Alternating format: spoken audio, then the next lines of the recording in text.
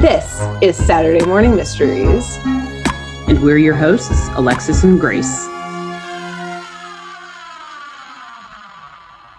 Good morning, everyone, and welcome to Saturday Morning Mysteries, where we are your hosts. I'm Grace. And I'm Alexis. And we are back for our second episode of the year. We're back, baby. And we are doing our second episode of the Powerpuff Girls. Yes. We're very excited about this new arc, and Alexis will be telling us a story today. So, Bird, I will pass it on to you. Take her away. Take it away, and we're going to see yet another instance of the Powerpuff Girls kicking ass, taking names, causing quite a bit of destruction. Love it. And I guess from the outset, I will say that the theme of today's episode, or the major crime that we're going to be exploring today, is going to be classic for old animated shows, a series of burglaries from banks to jewelry stores to museums, yet again, poor Townsville, always. But also the kidnapping of a high-level, high-ranking City of Townsville government employee. So, yeah, we've actually got some pretty nefarious things going on here. Yeah, damn, okay. So, all of this is going to go down in the episode called Something's Amiss. Okay. So, the episode begins on, honestly, what is a normal day at Townsville City Hall. Nothing's really going on. So actually, maybe it's not normal. Usually the day starts with shit like under attack or exploding or whatever. It's too quiet. In this case, yes, it is a little too quiet. And we just see the mayor, who, Grace, you described in your last episode. But yeah, he's a very short guy with this big old monocle and big mustache, whatever. But he's just like honestly sitting in his office doing nothing, just like vibing out to some music and all of that. What are the taxpayer dollars doing? Go on. Buying him CDs. That's what. I'm sure that he expensed that to his official budget. So after all, he is listening to it in his office, right? Yep. So at this point, as he's just kind of like vibing out, snapping away, listening to what he thinks is techno music, but it's actually just a skipping record. His assistant, his aide, the mayor's aide, the wonderful Miss Bellum, otherwise known just as Miss Bellum, she appears in the doorway to his office, and she makes her way right in and sits down on the sofa that he's sitting on, very, very close to him. She puts on some lipstick and then scooches in even closer. Now, before I describe what happens further, let me describe Miss Bellum here. Oh, yeah, we haven't talked about her yet. We have not talked about her yet. So she's kind of honestly like an iconic character, if you ask me. She's probably one of the most known characters, cartoon characters, to not have really an identity, actually. And I say this because throughout the entire run of the Powerpuff Girls, we never see Miss Bellum's face. The camera is always cut up from the neck up for her, so you only see the neck down. And what we see, though, is a very curvy, voluptuous, like, tall woman. She definitely is very chesty. She's got hips, all of this. I believe the kids these days would say she's thick. Is that the word? I think. Yes, I believe these would say that. And just as her hips and whatnot are thick, so is her hair. She has very like thick, poofy red hair that just takes up her whole like upper frame essentially. And she's always wearing these kind of like tight skirt suits. It's red usually showing a little bit of chest out there too. And she has this very soothing, sweet voice, and she's very kind. She helps the mayor through all of his daily tasks. She actually is an awesome character. Yes, I love her. Other than the fact that you never see her face. Yeah, so, that was the writer's fault, not her fault. Exactly, because I think.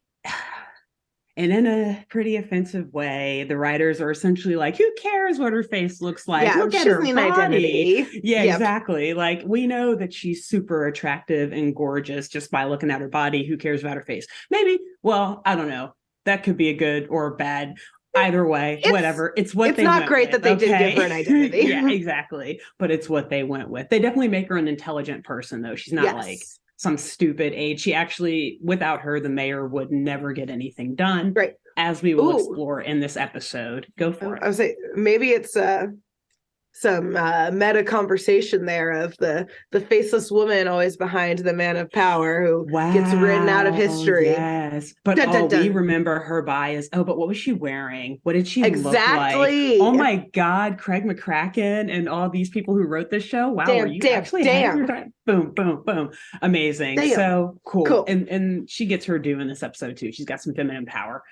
So anyway, Miss Bellum, this beautiful woman, she appears in the mayor's office. She sits down next to him. She scooches in really close, putting on her lipstick and everything. Mm-hmm. And this causes the mayor to kind of like look at her like, wow, oh my God, what is she doing? And she leans over him and definitely gets her chest like all up in his face to turn off his music. This episode is very sexual. They don't even try to hide it. It's super sexual, which, by the way, the reason I'm doing this episode first is because Valentine's Day is quickly approaching, by the way.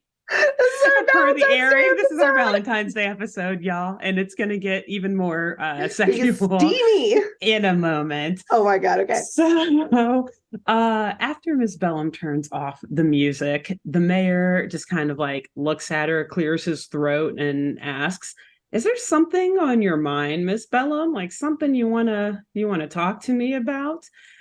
And Miss Bellum sounds so happy, like, oh, thank God you asked. I'm so happy that you've asked me this. There is a lot on my mind. I was actually wondering if I could take the afternoon off. And at first, her asking this unsettles the mayor. He's like, oh my God, what am I going to do? Like, I can't get by without you. There's so much work to do, so little time, as he's just sitting there vibing out to music, doing nothing. But Miss Bellum, she calms his nerves by leaning in and giving him a big old kiss right on his nose. Big kiss, leaving behind this vibrant red lipstick mark. So like she really laid in on that, or she just overdid it on the lipstick, or a little column A, little column B. Probably both. Yeah. So, and as a result of this, the mayor instantly is like, okay, yeah, you can take the afternoon off. That's fine. Get on out of here. That's cool. He's like, I wasn't just harassed.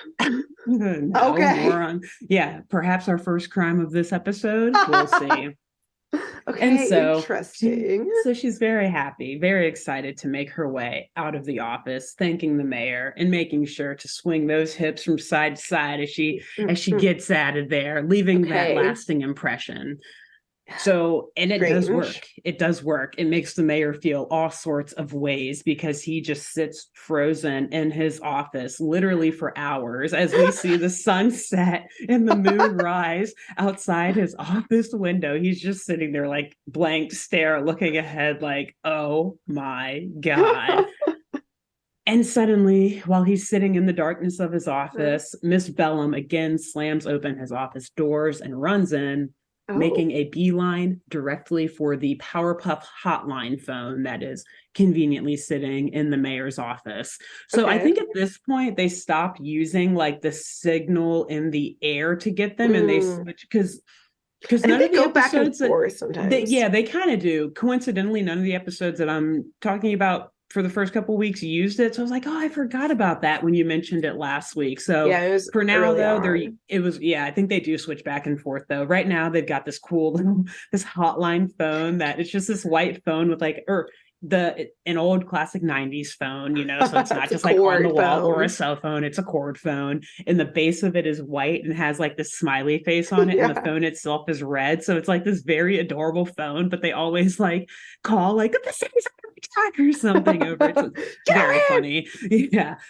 So Miss Bellum, she runs straight for the hotline, tells the mayor that she has to call the girls because the Townsville bank has just been robbed.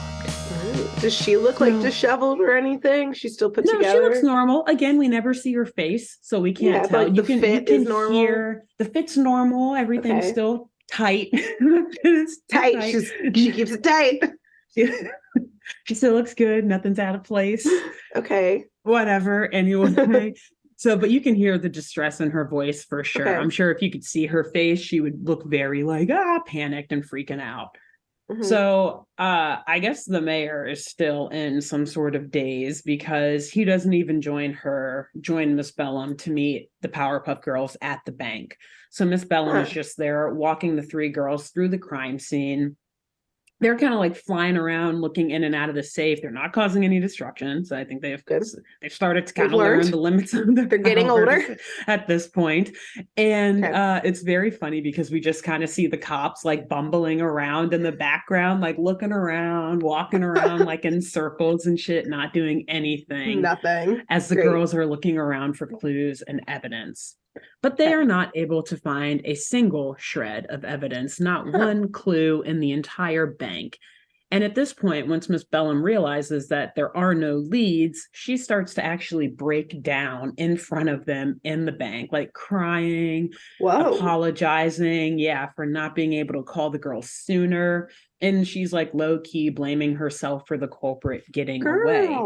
I know, exactly. And that's exactly what the Powerpuff Girls say. They're like, girl, you did everything you could. You've honestly just experienced something super traumatic by like witnessing a crime go down. You called us as soon as you could, girl. You go home, you get some rest, just take a beat. She's had a weird day.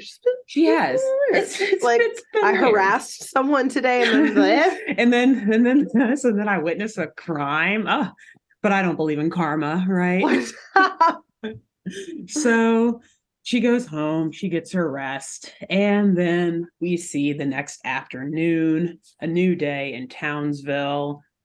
Well, a new day, but honestly, same old shit, right? Pretty much the exact same thing from the day before go down again, right? The mayor's pretty much twiddling his thumbs in his office until Miss Bellum again shows up, showing a little chest to the mayor again as she walks up and like hunches over. He's shimmying in, walks over and stands over his desk, leans over, gets all up in his face.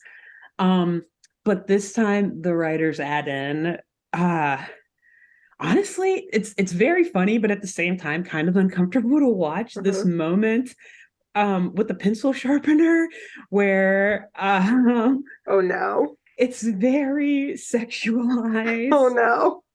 Miss Bellum helps the mayor sharpen a pencil. Oh my God. And he's making noises. And how the fuck did Cartoon Network let this in? Oh my God. It's kind of hard to watch as an adult. Like, oh my God, what the fuck is happening right now? But anyway, after this all happens and the mayor like God, I take back me saying that I love Miss Bellum. I'm like, girl, what year did this come out? When was Monica Lewinsky? What's going on here? Yeah, this was 2000. So this was afterwards. This was after that, yeah. So anyway, Cartoon Network abuse of power going on. Abuse of power. And after all of this, the mayor's like, wow, so again, is there something on your mind that you want to say, Miss Bellum? Like remembering what happened the last time that he asked her that.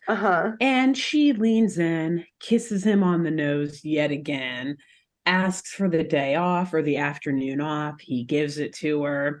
The mayor's again in a daze, in a trance, in his office. He probably needs a cigarette at this point. He needs to take the day off and also talk to HR. Immediate, or maybe not.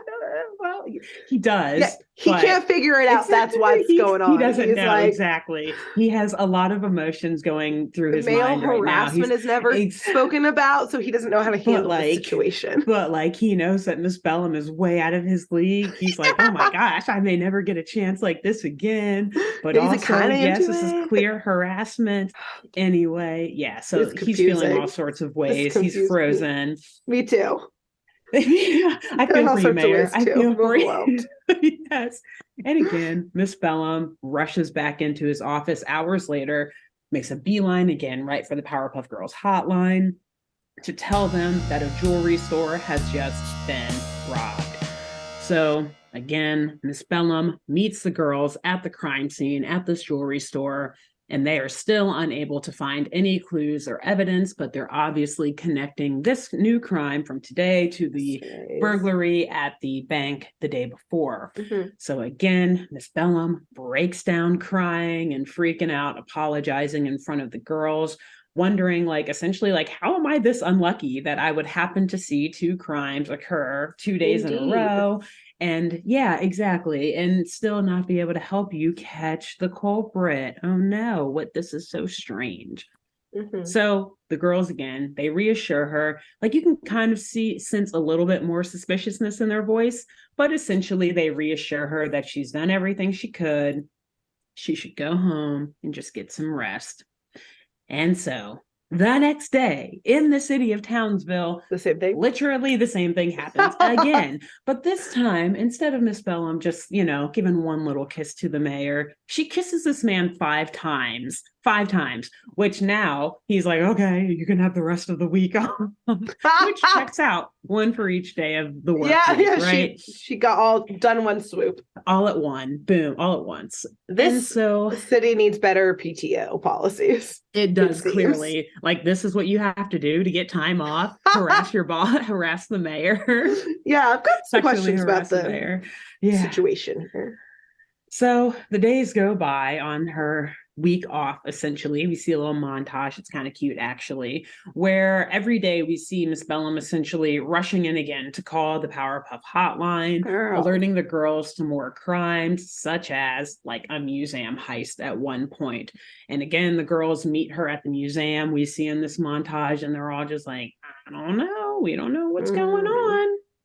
And so, if you couldn't have guessed it already, the mayor is becoming more and more accustomed to this office flirtation, this sexual harassment. And he's starting to get more excited about it. I'm not sure what Mrs. Mayor has to say about any of this and what's going on at home. I guess it doesn't really matter. That's not what the writers want us to care about. But the mayor is starting to feel comfortable with Miss Bellum and maybe liking her a little bit. So he starts to actually like primp himself a little bit each day. He's straightening his tie, he's spraying his cologne, popping a mint, checking his breath, getting excited, sits at his desk, like waiting, eager for Miss Bellum to arrive. Exactly. He is the joy, the spark of light in his boring, no duty, no responsibility filled day. As the mayor of this town that is literally always under attack by villains and monsters.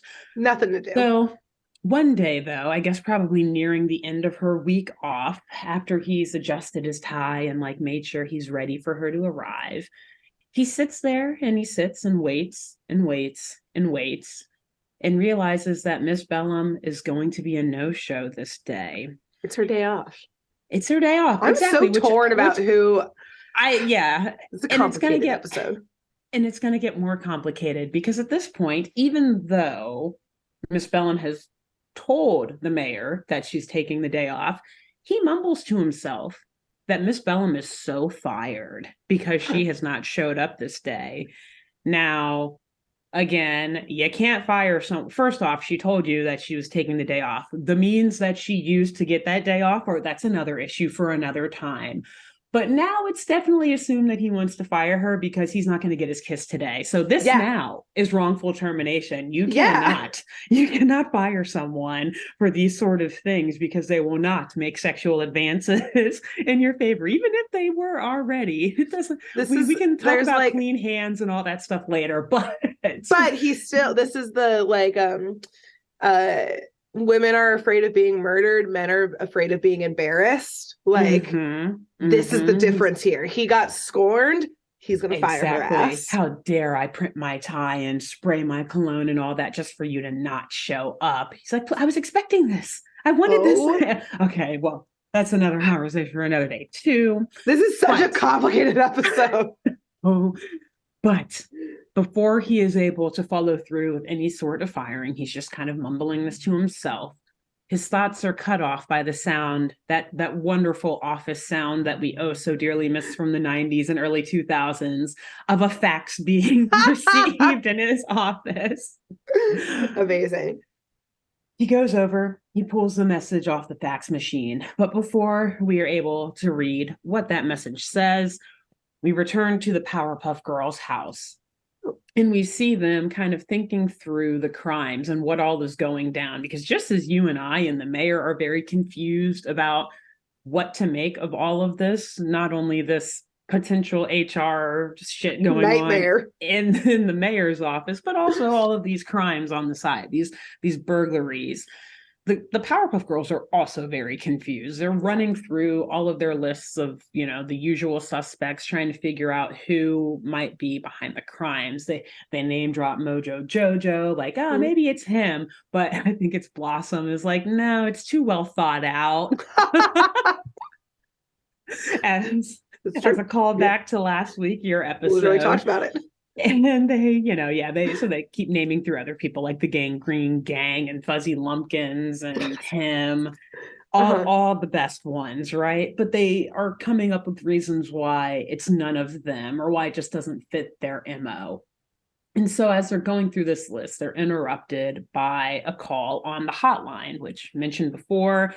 I should have added. So there's a hotline phone in the mayor's office. There's one in the girls' room, and there's also one at their kindergarten, which we'll talk about later, I'm sure, in future episodes. Yes, for sure. So anywhere where the girls are most likely to be, they're reachable. There's always a phone nearby. So the one in their bedroom rings, and Blossom runs over to answer it. And she's immediately shocked when she hears what the mayor is saying on the other line. And she tells the girls that new details have come to light and they have to get to City Hall ASAP. So they book it over there. It's going to happen next. So they book it over to the mayor's office. And hilariously, like, all the lights in his office are still out, but he's got this fire roaring in his fireplace, and he's just sitting in this. It's super dramatic. He's sitting in this giant armchair, just like with his head down, and you only see like half of his face from like the angle. It's like half is in shadow and the other half is lit up by the fire. I love that. And his head is just down, and he's like forlorn, teary-eyed, crying, like, what makes a man, girls. Oh, and they're just quiet, like, what the fuck is he talking about? Are we about to get harassed? Yeah. And he's like, Bellum, Miss Bellum. He's like, I'd be nowhere without her, essentially. Like, I don't know what I'll do. And he hands the girls this message that was faxed to him. And we get a closer look at it. And it happens to be a classic kidnapper style ransom note with like cutout magazine letters and stuff like that they faxed over. Okay. And the note seeks $100 million, at least according to the note, because the girls and like the mayor and everyone says $1 million, but the note clearly says $100 million. So there's like a little technical error there. Sorry, just had to point it out on the writing and the animation team. Sorry, you guys. But anyway, we're going to go with the note because $100 million is way more dramatic and over the top than $1 million. So this ransom note says that they want $100 million in unmarked, non-consecutive bills for the return of Miss Bellum. Super classic. And the note is signed by none other than the evil, cunning, perfect for Valentine's Day episode, seductress herself, Sedusa.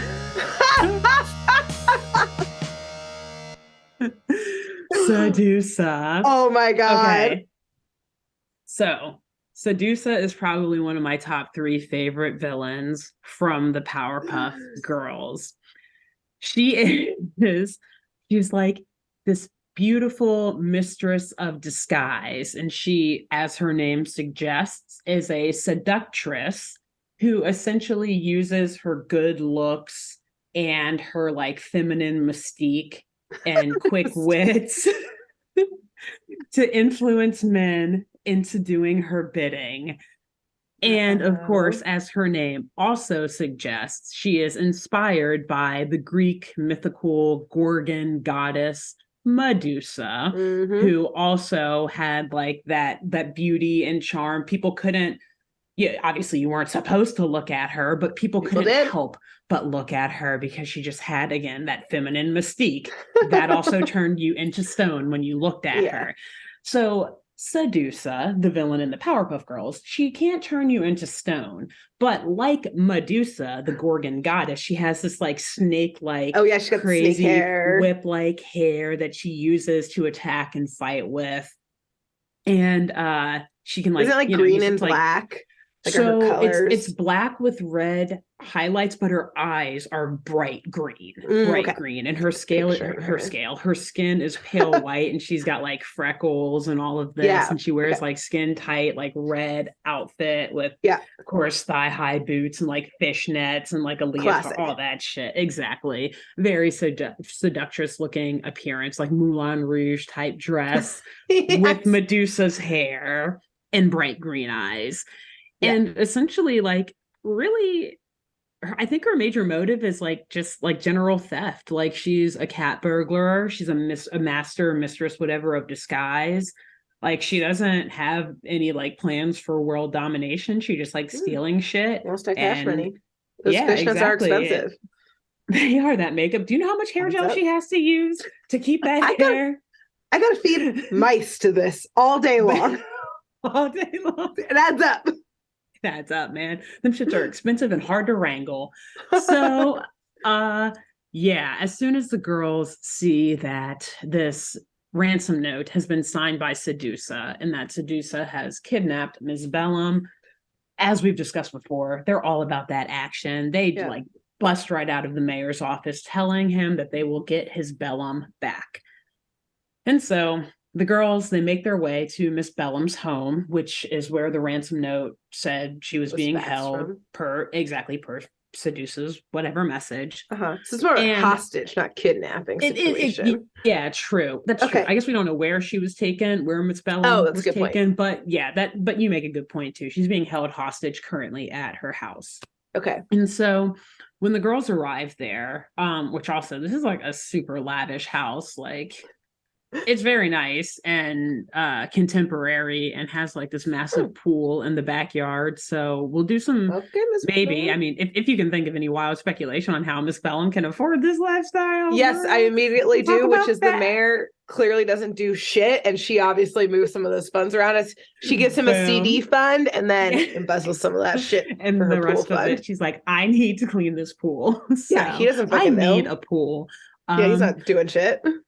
So the girls, they use their powers. Actually, I think they do have X-ray vision. I think it just hit me because Buttercup scans the house and she's able to locate that, like scans it from above and locates Sedusa and Miss Bellum in the north wing. So also Miss Bellum's house has wings, by the way. Like that's funds. How big this shit is. Some insider trading going on. Probably. This is a strong mayor town, not a strong city manager. So there's no one auditing this stuff. She gives city manager a little or actually, there maybe is a manager too, but he's also in on the take. Anyways. So Buttercup, she scans the house. Bubbles, meanwhile, is like, all right, you guys, I've got the ransom money.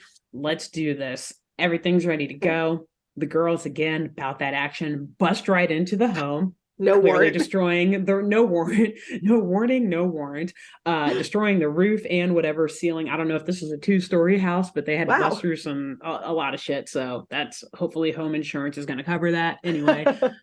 And it is actually a super badass landing too. Like they're in formation anyway. So it's pretty cool. It. And they immediately are like, all right, Sedusa, hand over Bellum. We've got your ransom. But they're caught off guard when they look up and it actually appears that Miss Bellum has already captured Sedusa. And we see Miss Bellum standing over a chair where Sedusa is like tied and has her mouth taped shut. And so the girls are very confused about this. Like, but we thought how did you? And Bellum, actually, she gives a pretty well thought out and compelling answer. She tells them the details are unimportant now. Essentially, it's just important that I'm safe. So we can put this criminal in jail. What? Toss her away?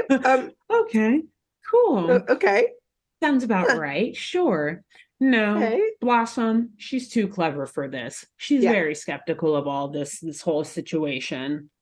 as I mentioned before, Sedusa is a mistress of disguise. Yes. So Blossom actually is like, okay, sure, let me give you a hand, Miss Bellum. Grabs Miss Bellum and yeets her, just throws her straight across the fucking living room, the north wing. She throws her all the way to the south wing. Directly East, into west, this you name arm, it. the east of where you name it. That girl with the whole compass.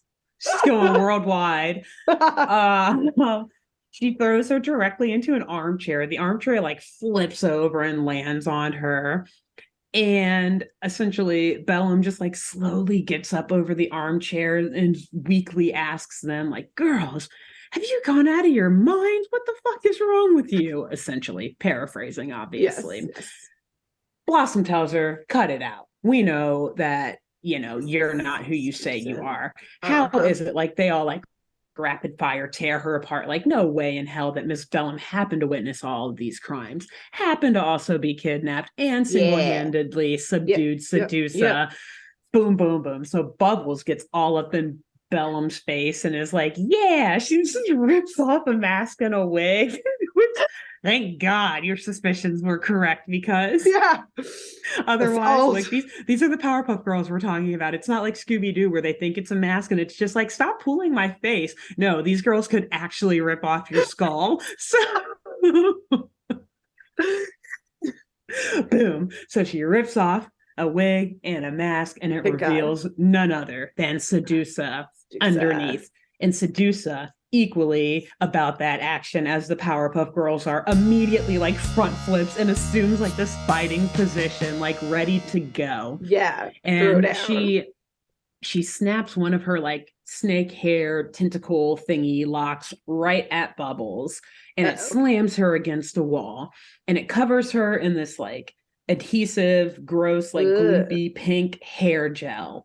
And Buttercup flies over and tries to free Bubbles, but Sedusa just hits her and does the exact same thing. Turns her back. Of course, yeah. So now we have Bubbles and Buttercup stuck to the wall with this hair gel. And Sedusa's bragging about it. Like, do you like my new hair gel I've been working on concocting? It's going to be pretty impossible for you guys to get out, right? But while Sedusa is gloating and trapping them to the wall, Blossom has run over to the actual Miss Bellum, who is in a Sedusa costume. Got it. And she starts untying her from the chair. But Sedusa turns around, sees Blossom doing this, and is like, so bad, not so bad. She pulls out extra padding from her bra. Like both of them from her Miss Bellum costume. Yes, pulls out both of them and like this is the greatest villain weapon we've ever heard. Ever. Dude, it gets better. She fires them like fucking ninja stars at Blossom, and they actually get like stuck in the wall. Them shits are sharp. Who knew? Extra volume and extra multiple types of protection. Damn, we're by ladies, let this be a lesson. They can be used as ninja Death Stars if you want them to be. Yeah, in a pinch, ninja Death Stars. I don't know if you watch this just hit me.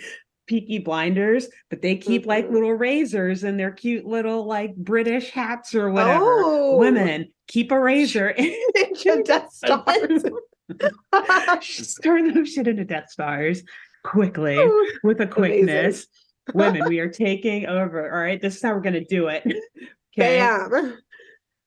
So anyway, Blossom though, she easily she dodges them, whatever, and she tells Sedusa that she's gonna have to do a little bit better than that to beat the Powerpuff Girls. But Sedusa reveals that this was actually just a mere distraction, as her locks, her crazy, snake tentacle, whatever thingies, are right behind Blossom already. And they attack her, gelling her to the wall with her sisters. Oh. So at this point, Sedusa's got all four of these women, ladies, girls, whatever, trapped. She's walking around this north wing of Miss Bellum's house, wondering whether she should give the Powerpuff Girls a quick death or a slow death. I think she actually uses the word death, but she maniacally laughs it off, saying that would be splitting hairs. Get out here, Sedusa. Yeah, get out of here. We hate you. Boo! Jokes off. Yeah. That actually maybe would have like messed her up a little bit too. She has a huge ego. I probably should have added that before. So yeah, into the looks, clearly. Exactly. So yeah, challenging her on something like that would definitely take her down a peg. But anyway, psychological damage. Amidst all of this commotion, Miss Bellum, she's continued to like work at those knots and stuff that Blossom started to loosen, and she's able to free herself from the ropes, from this chair. Rips off the I was gonna say she's still dressed as Sedusa. So yes, she is still at first. She like rips off I guess maybe she doesn't rip off the tape. I think she just takes the mask off. You're right. I was gonna say she rips off the tape, then takes off the mask. Like that's a couple extra steps that were unnecessary. But whatever. So yeah, she takes off the mask and wig and immediately starts to throw hands, like runs right into Sedusa and starts fighting. Oh damn. To be fair, though, yeah, but Sedusa is like actually a really good fighter. Like I mentioned, she did like a front flip, like I forget what you call them, like no hands needed, like launched herself right into a front flip. She got the snake thingies, the tentacles that she can control. So Miss Bellum really never actually has a chance in this fight, and she gets thrown around quite a bit. No, I think this is the first time she probably ever did. She breaks a lot of furniture and likewise probably bones. It's not look, she slams into a lot of shit, breaks some stuff. But eventually, I guess at one point, Sedusa thinks she's got her. She's down. But man, Miss Bellum, she's scrappy. She gathers enough energy, and she's big too. Like I mentioned, she's tall, she's thick. This lady is definitely like 6'3". Exactly. For sure. Bellum is very tall. And she can run in pumps, I guarantee you. Without a doubt. She obviously goes to the gym to keep that figure, right? Yes. So like, yeah, it's not like she can't hold her own, but Sedusa is a very good fighter. So and this is like a life or death situation. She's probably pumped with adrenaline. Let me tell you, she is, because Grace, she gets up, she tackles Sedusa and runs her through her home, through a glass window into the pool. Thank God the city is paying for it to stay clean. For embezzlement. So they're fighting in the pool now, punching each other, all that. And Miss Bellum actually gets Sedusa. She punches her straight in the face, knocking her out, chokes her out underwater. Oh my God. It's pretty violent. Miss Bellum, she gets out of the pool, she's catching her breath, all of this. And Sedusa just slowly, though, reemerges. I guess she comes back too. She reemerges, ready to attack Bellum again. But Bellum has something over Sedusa. Natural volume and curls. Sedusa, on the other hand, her hair cannot take the wet chlorinated water.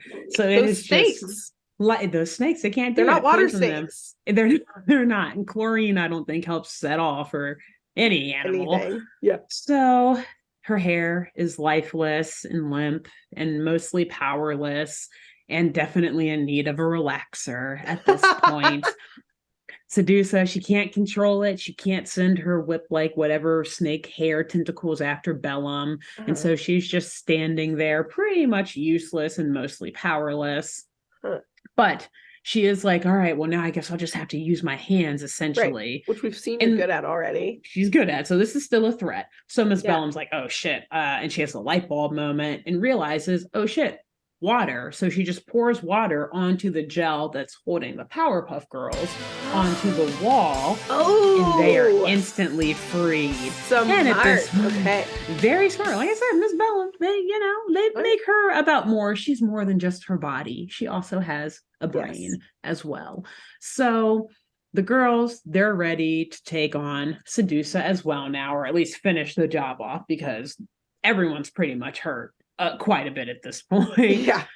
So Sedusa, she starts to walk back in from the pool and she's like, all right, I'm ready to fight. Never mind. I see that you freed the Powerpuff Girls. This is not gonna work.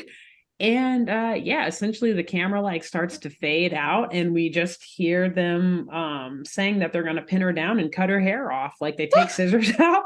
And we assume that that is what they do, as we hear Sedusa's screams like in the background as there's like snipping and stuff. So my guess is they're beheading snakes at the end of this episode. I guess that's technically how we can define it. They're slaughtering animals. Assault. Yeah, like let's be real. There was not a threat anymore from the hair. This just turned to torture. They could have they literally torture her. They could have just immediately flown her to a prison where I'm sure they have some sort of apparatus or whatever to keep her head from sedate her, or just like keep her submerged in water, like put a mask on or whatever, but just keep her in water so that she can't, just keep her wet. But like, can she feel the pain of the snakes being beheaded? That's a good question. The screams make it seem like she can.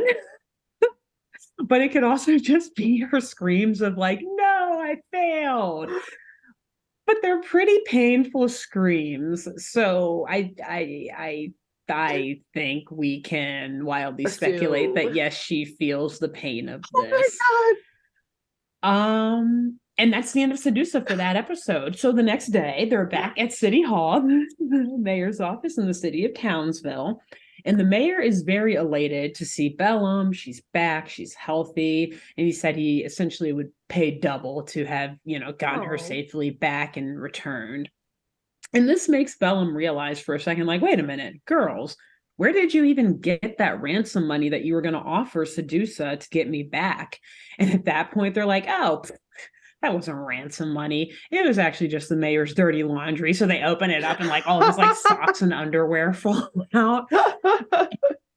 And the only reason I'm saying this is because that then causes the mayor to be like, oh, speaking of dirty laundry, do you think like we should air out our dirty? Should we tell him our dirty little secret? And Miss Bellum has to remind him, like, Mayor, I told you it wasn't me trying to seduce you. It was Sedusa dressed up as me. Her name's literally Sedusa. Literally Sedusa. We've told you this. You saw the ransom note.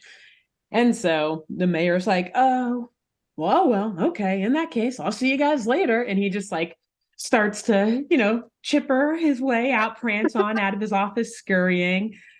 And Bellum's like, dude, where are you going? It's like the afternoon. We have a whole day. Yeah. And he's like, I got to get to the prison. Visiting hours are almost over. That's the end of the episode. The girls are all just standing there looking super confused, actually, like, like, I gotta make that conjugal visit. Boom, exactly. And oh my God. The end of the episode. Today.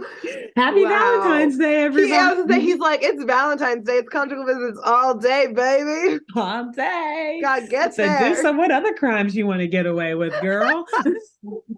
Oh my God. I obviously remember Sedusa. I like very loosely kind of remembered like, oh yeah, there's like some episode where Miss Bellum gets like replaced or something. Mm-hmm. One, did not put it together that it was Sedusa's episode, one of her episodes that was the Bellum replacement, but like, whoa, this episode had a lot more. There's a lot more than I recall. A lot going on. And I tell you what, like when you watch the pencil sharpener scene, Grace, I'm so excited to go watch this. Just make sure your door is closed when you watch it. This is a children's show. Apparently not. I think this episode came out in 2000, so we were 7, oh my 6 God, or 7, depending on, or 7 or 8. Sorry, depending on when it came out in 2000. So oh my God, yeah.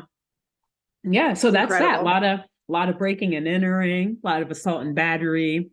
A lot of criminal impersonation and of a government official, no less. That's like an extra felony or penalty for Sedusa. So she's fucked, or she's gonna have a hard time getting out of that. But she is definitely very vengeful, full of vengeance, whatever, because she's been tortured. Her hair has been chopped off. Yeah. So that definitely comes back to play later on in the Powerpuff Girls, I'm pretty sure. But, yes. Yeah. Wow. Great job. Thank you. Thank you.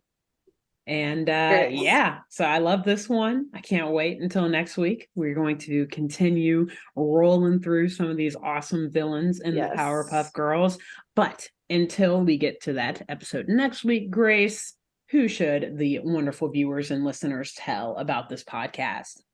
You know, since this is a Valentine's Day episode, you should tell your Valentine about this podcast. Let your Valentine know it's a great podcast to listen to. If they're interested in you, they got to be interested in some of your interests, like this show. They better be. Exactly. Let them know. And if not, red flags, right? Cut them off. Who else should they tell? So let's see. If you're going to tell your Valentine, then I suppose that you'll probably be going on a date or something, having a nice evening out. I don't think we've shown this before, but tell your waiter or the hostess at the restaurant where you go. Like, by the way, as if they're not already super busy, like overwhelmed. Be like, excuse me, don't seat this next table. I have something to tell you first. I have a recommendation. You need to listen to this podcast. It's Valentine's Day. You probably hate all the people in here. Listen to this while they joke about the seductress. Boom, the host of Saturday Morning Mysteries. Yes, amazing, great, perfect. I love it. And cool, great work. We'll see y'all next week. Bye. Bye. Thanks for tuning in to Saturday Morning Mysteries. If you enjoyed this episode, please share, rate, review, leave us a like, and drop a comment. We post episodes every Saturday and bonus tune tangents whenever we feel like it. So please subscribe so you don't miss the shenanigans. And if you want to follow us on YouTube, click the bell under the YouTube subscribe button to receive notifications when new videos are posted. And if you want to subscribe to the podcast, we have no idea what you're listening to us on, so just hit the big subscribe button on whatever app you're using. We believe in you. Give us a follow on Twitter and Instagram at SatmornMist, all the abreves, and let us know if you have any episode or show requests by emailing SaturdayMorningMysteries@gmail.com. Thanks to Jenna Kendall for the logo design and to Ava Sakiki for the music used during this week's episode. See y'all groovy kids next week on Saturday Morning Mysteries.